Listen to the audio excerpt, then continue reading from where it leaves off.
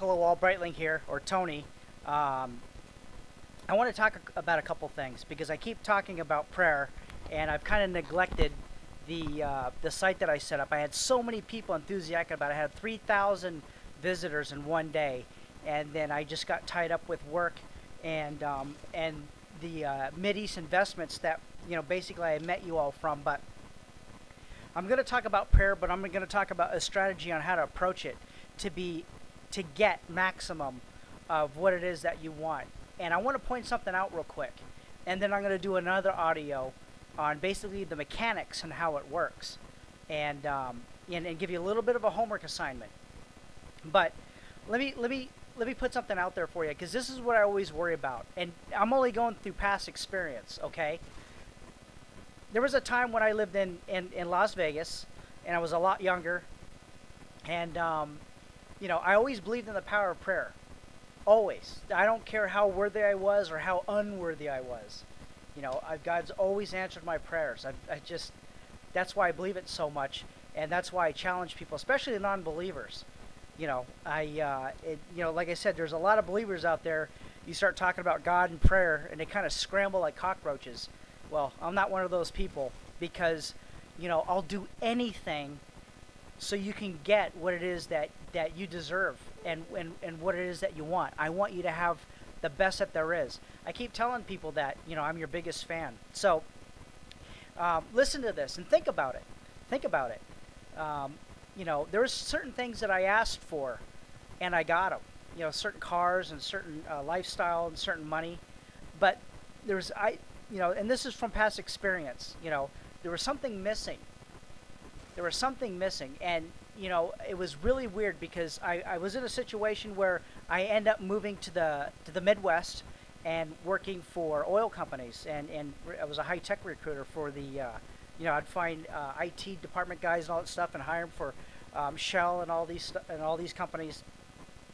And I looked back and I thought, my God, I asked for everything what it was that I wanted, and it was like coming out of some weird.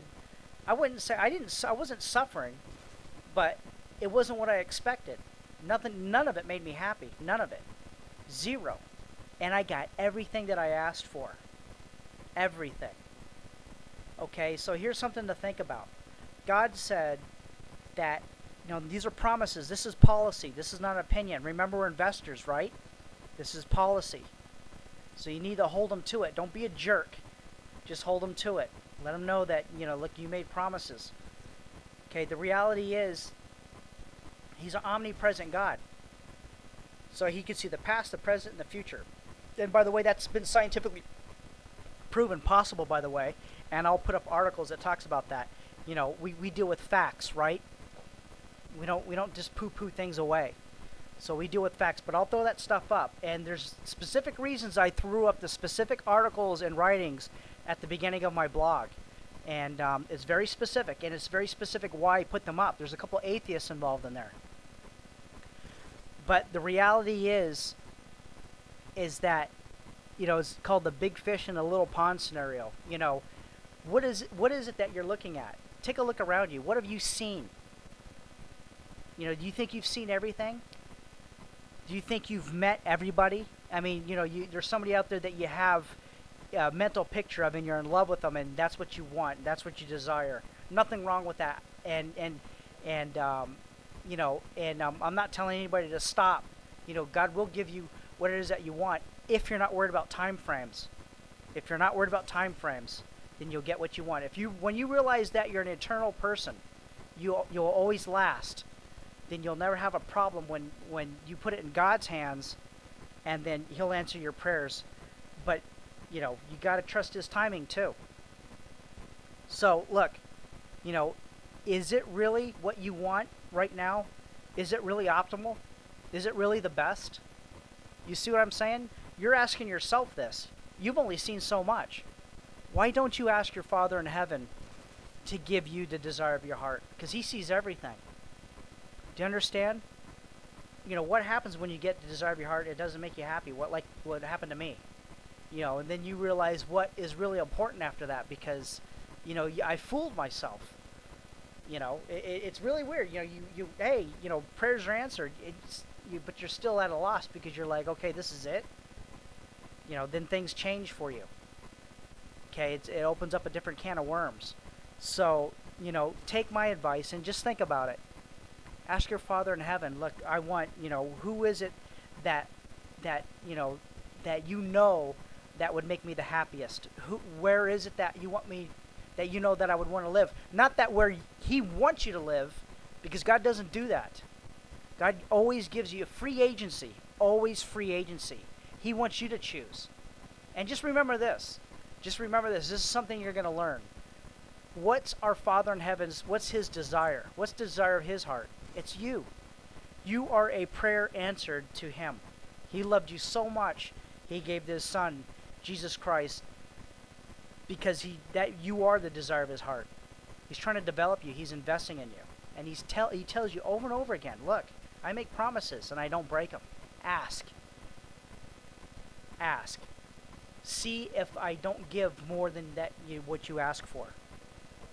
But do an audit on yourself and ask yourself, do I really know enough what it is that I'm asking? I mean, am I an idiot? Am I just asking for some material thing and I'm just wasting time when I can be asking the source? What is the true desire? Show me what it is that that would make me real happy. Something deep inside that only our Father in heaven knows. And that's strategy on prayer. Prayer is a strategy, it's true. But, you need to recognize what it is that you're desiring. And I'm not saying it's bad. It's good, but is it the best? Remember that last post I put up? Good is not the best, and you're shooting yourself in the foot if you do that. You want the best. You don't want good. You're not settling for good. You don't just want to be just happy. You want to be, the ultimate. You can't even describe it. That's how happy you want to be. It's a process. It is. Approach your Father in heaven that way, and approach your desires that way. Re-audit yourself, and take a real good look at what it is that you really want, and then ask yourself, in the end, when I get this, because you will, if you ask. Remember, if I talk to people, because they were worried about having kids, they were worried about relationships. But you're an eternal being. You have all eternity to get these things. All eternity.